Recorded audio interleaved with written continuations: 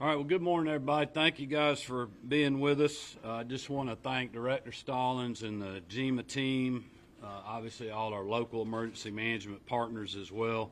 We got Commissioner McMurray and Georgia DOT here with us today, Lieutenant Colonel Kendrick Lowe, Department of Public Safety, Georgia State Patrol, Commissioner Walter Rabin, Department of Natural Resources. His team is out and about, standing by, getting ready to respond with chainsaw crews and other things if needed.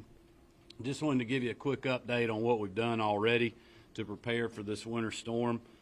Yesterday, as you know, I issued the state of emergency for the entire state that runs through January 28th. We'll obviously be fluid on that if needed. The executive order does the same things that we did a week or so ago. Authorizes up 250 members of the Georgia National Guard if needed.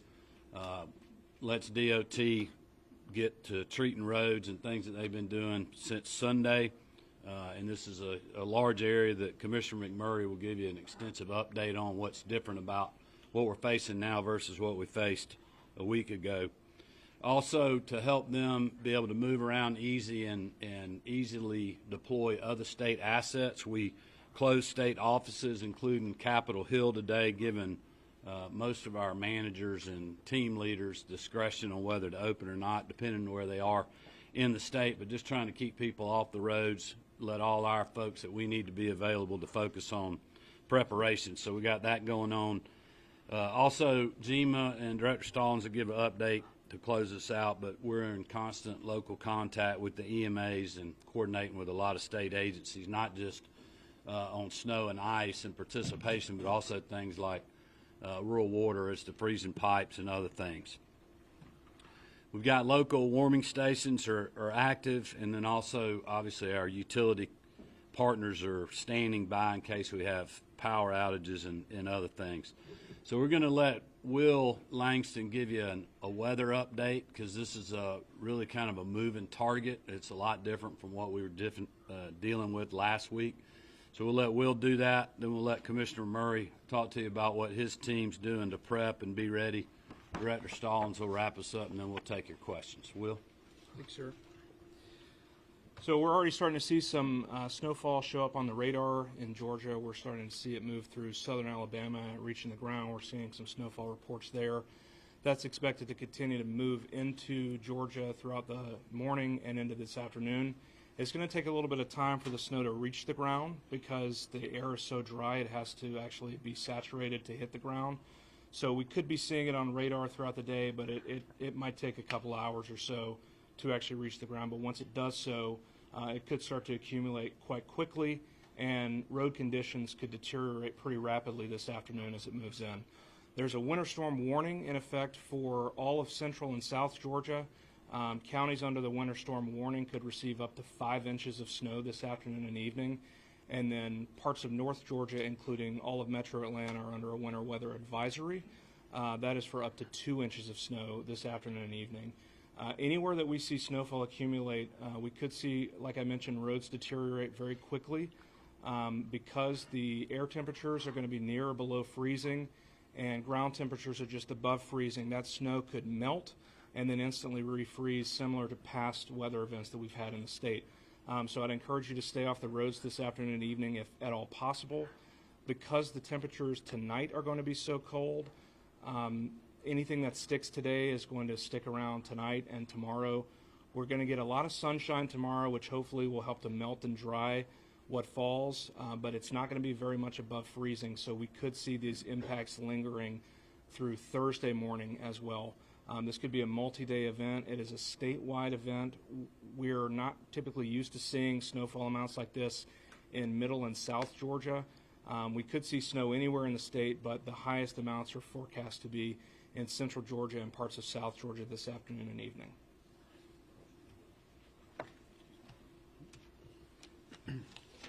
Thank you, Will, for that update. The Georgia Department of Transportation started efforts Sunday morning to basically pre-treat the entire state, starting with our interstates and our critical routes. And we indeed have done that from Florida to Tennessee and from Alabama to South Carolina. Again, focusing on the interstates and the very high volume critical routes first. So we have done what we can in efforts to get ahead of this very large impactful potential for winter weather. And so now we're at the time of seeing the forecast change a little bit and seeing some increase in snowfall, especially in middle and southwest Georgia. And so we're beginning to reposition some of those brine tankers and move them a little further south to try to be able to respond to the freeze or melt and refreeze that Will just talked about in the next day or so. This is, again, a large potential for impact. I have to remind everybody that we cannot be everywhere at once. In fact, the I-20 below area consists of almost 25,000 miles of roadway if we were to treat just 2 lanes. To give you some perspective, that's driving to LA and back to Atlanta 6 times. So this is a very big event. We have 448 snowplows with people ready to go when the winter precipitation starts to fall. But it's just going to take a lot of time to clear that big a roadway. And again, in areas that are not traditionally getting snow. And so we will continue to be agile, look to shift our resources in the directions that we need to go as the snow comes in and potential for freezing rain or ice in the very south part of the state. We see pavement temperatures now from I-85 north being below freezing, but I-85 south to all the way to the state line being above freezing at the moment, which again gives us concern as the snow comes down that it will melt and then refreeze very fast. So this is very reminiscent of what happened in 2014, of where that happened, which causes tremendous travel impacts. Now, what's different from 2014 is obviously we've got a good layer of brine down on most of all the roads. Again, the interstates, the critical routes we are addressing, and we'll continue to address the other state routes across the entire state. This is just going to take time. And so we're asking everybody to just please give time. That means stay at home, try to stay off the roadways. We've seen Metro Atlanta traffic volumes be down just slightly this morning as the state of emergency works, of people sending the message for people to stay home and stay off the roads, and statewide down about 20%. But we really need that cooperation so we can do our job once the snow comes in, and we have a big territory to cover, and we'll stay with it until we can finish and make sure it's safe. But again, just be weather aware and make sure that you're seeing what's going on and trying to stay off the roadway so we can do our job. Now I'd like to turn it over to Director Stallings. Good morning. Thank you, Governor, Commissioner McMurray. It's extremely important that the Governor did declare the state of emergency early. What does that do for us? That gives us the ability to start pre-positioning. And so we put out a lot of assets. As Commissioner McMurray mentioned, we learned some lessons from 2014. Some of those were getting assets closer to the area, the impacted area, but also taking, you can't get behind a storm like this. We mentioned that last week, and it's extremely important for this event as well. But something else that's important to mention is that not only are we monitoring road temperatures, we're also monitoring ground temperatures. And currently right now, those ground temperatures, 4 to 6 inches under the ground, are just a few degrees above freezing. And so as this cold temperature settles, there's going to be a concern for water pipes under the ground. So make sure that if you are in your home, you get those pipes, get those faucets dripping. Go ahead and start that preemptive action. As we saw 2 years ago during Thanksgiving, when we have these extended periods of single-digit and teen temperatures, there's a lot of water pipes that are going to bust. It's going to be in the walls and things of that nature. So make sure that we continue to focus on that. Our critical patients are extremely important. Our sensitive communities. If you have loved ones that are up in age, keep an eye on them. If they lose power over the next couple days, that needs to be addressed quickly. So we've pre-positioned generators so that we can work with communities. We do have one report of death as a result of hypothermia from a critical needs patient that got outside last night. Unfortunately for that family, that's the exact situation that we're talking about. So we want to make sure that we're focused on that recovery and that quick efforts, so we're taking that very seriously. And finally, the last thing I want to mention to you, and it's been mentioned again, is give us space. We need that space to work. Those miles of roads don't clear themselves. We've got to get those trucks out there. We've got to get involved. As you might imagine, South Georgia's not accustomed to a lot of snow and ice, and so it's different there. The roads are different. There's a lot of dirt roads that have to be treated differently than just snow plows and brine and things of that nature. So we're going to have to focus on that and making sure we give a proper recovery, but GEMA's certainly here standing by with the governor's direction. Warming stations, you can go to our website, gema.georgia.gov. There's a list of warming stations and needs and things of that nature. Also following our social medias, we ask that you in the media please share that stuff. As you might imagine, this is, yes, it's a metro event, but your market's not necessarily covering everywhere that this is going to hit. So the more you share it, the more we can get the word out. So we appreciate the cooperation. Thank you, sir. No, thank you, Director Stallings. We'll open it up for questions if anybody. This is the real deal. This is not a drill. This is what was forecast as being almost the worst case scenario is coming. Is that an accurate assessment? Well, that's one reason I wanted Will to go early in the press conference versus wrapping us up like last time, because I think this weather's so different from last time. We've got a much bigger area like we dealt with Hurricane Helene. You know, it's just a lot wider than most normal storms that we have.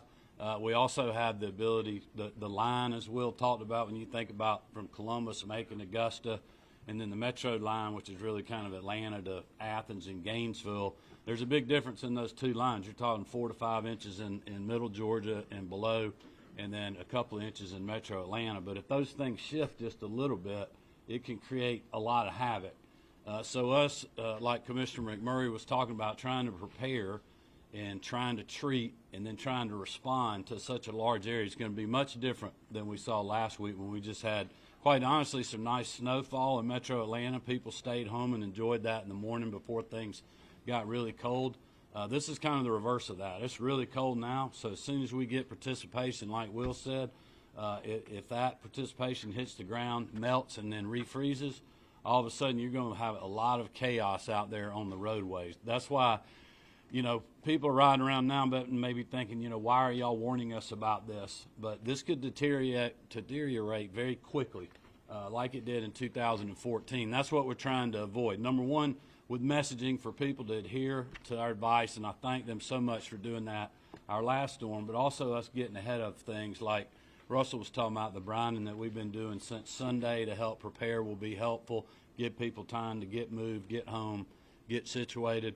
But if this thing hits like it looks like it's coming, and we do get, you know, 3 to 5 inches of snow in a Columbus, Macon, Augusta line, we're just going to have a big territory to be dealing with in rural parts of our state. And lastly, like was mentioned earlier, our local communities in that part of the state and south are just not prepared like people are in the metro Atlanta and up in the northern part of the state. So you've got exponentially more equipment than you had in 2014, right? But that fuchsia area on the map behind you is huge.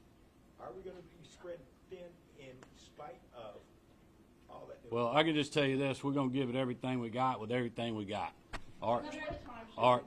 Governor Kemp, could you also talk about you mentioned about the populations that are most at risk and what they need to know? People who are watching now, should they stay in terms of I think it was the 4 Ps. Could you walk through people again, just so that they know how to be prepared, please? You want to talk about this? Or Crystal. So, in preparation, thinking about the next couple days, you know, this is not a run on grocery stores. It's not a go buy all the bread, milk, and eggs that you can get your hands on event. This is going to be with us for 36, 48 hours. As I said in the last storm, most everything you've got in your house right now is fine. You'll be just fine. It's more about preparing yourself for the water freezing, your pets being outside, things of that nature. Also preparing your phones. Go ahead and charge those devices should you have a power outage. It's also important that you're thinking about a plan should you lose power. How are you going to warm? So go ahead and get blankets out. Using smart heater and generator Safety, don't run those generators in garages. Keep it away from windows. So basic understandings of how to get through the next few days. The temperatures are cold, but turning those faucets on and doing simple preparations are the key to getting through this event. What time should people be off the road? We all remember 2014, folks being stuck on the roadways. So what time should they be off the road? Well, that's a hard question to answer. Will, I don't know if you got noon? Yeah. You want to talk, just recap one more time, kind of what we're seeing in the weather? So the reason it's difficult is, like I mentioned earlier, it's going to take some time for that snow to reach the ground. But the concern is that once it does, it could start to accumulate very quickly and cause roads to not be passable in very short order. So I would say in the metro area and parts of middle Georgia, you probably want to be where you're going to be for a couple days by noon today, early afternoon at the latest, because we'll start to see things rapidly deteriorate this afternoon. Will the north edge, if you can estimate, the counties closest to metro Atlanta, what do you think the north edge will be for that 3 to 5 inches you mentioned? So for the 3 to 5 inches, the winter storm warning area, so probably south of metro, but you could get pretty serious impacts from just an inch or two, which is the winter weather advisory area. Right now, models are indicating maybe the I-85 corridor on the north and east side of town might be where that delineation occurs, but it's really difficult to forecast, and there's going to be a gradient. There will be a point where one county gets nothing and the next county gets an inch or two. It's very difficult because you're talking about maybe tens of miles between nothing and a lot. Speaking of we talked about potential for a power outage. Governor, has your office had any conversation with utility companies about a contingency and how to best, go after that if it happens? Well, that's why we do the early state of emergency. Director Stallings mentioned about that. The operations center's up. We got our team here. We're already in communications with our partners, Georgia Power, EMCs, our city electrics, local emergency management agencies, rural water. I mean, we're treating this like, any other storm we got. We're in touch with all our partners, all our private sector partners, all our resources, and, they're ready to deploy. I mean, they're thankfully, we have a battle-tested team, not only here, but also our utility partners are as well, and we certainly saw that in Hurricane Helene. What impacts could we see at the Atlanta airport, sir? I don't know who's more qualified to answer this, but we're already seeing up to 90-minute delays, a lot of folks leaving from the college football playoff. Can anyone talk about that? Well, I'm just glad this storm's coming midday, not this morning, to help get our visitors out of town. Great celebration last night for the college football playoffs, being back here for the second time in the CFP area. I haven't really heard a whole lot of updates from the airport. I mean, they're obviously used to dealing with winter weather as well. There's been a lot of logistical challenges with everything that was going on in Washington, D.C. yesterday. Certainly we're feeling that some here, but also from the playoffs. But right now I think everything's operational at the airport. I know they're doing just like we are. They're preparing, and they'll be ready, and then we'll just keep you guys updated when we're getting reports from them. Mr. Lanxton, what about first responders? When people are worried about making sure they can get an ambulance or someone out to help them, what is your message to those people? Yeah, that's a great question. I would say that's another great reason to stay off the roads today, because if you get in an accident, you might be hindering first responders from getting to where they need to go. So again, my message would be to try and get to where you're going to be for the next day or two by early this afternoon, and give the Department of Transportation the room that they need to do their work on the roads, but also stay off so that first responders can get where they need to be.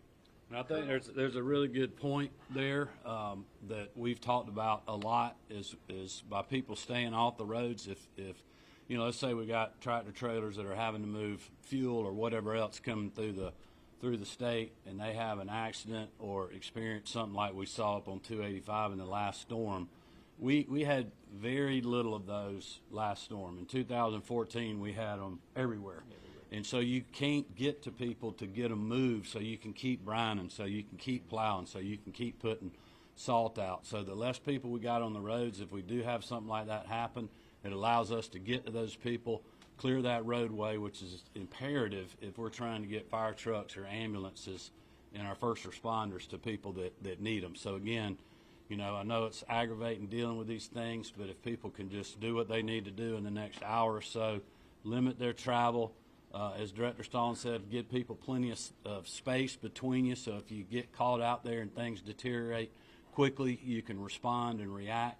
And let's just, hunker down for a day or so and get some sunshine and warmer weather back in here. Colonel, for those people who may unfortunately find themselves on the road, could you give us some basic driving tips?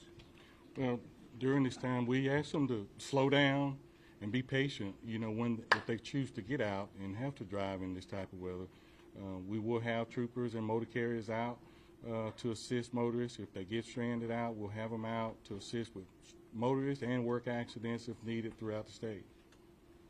Thank you. All right, thank you guys. We'll keep you updated. Thank you, Governor.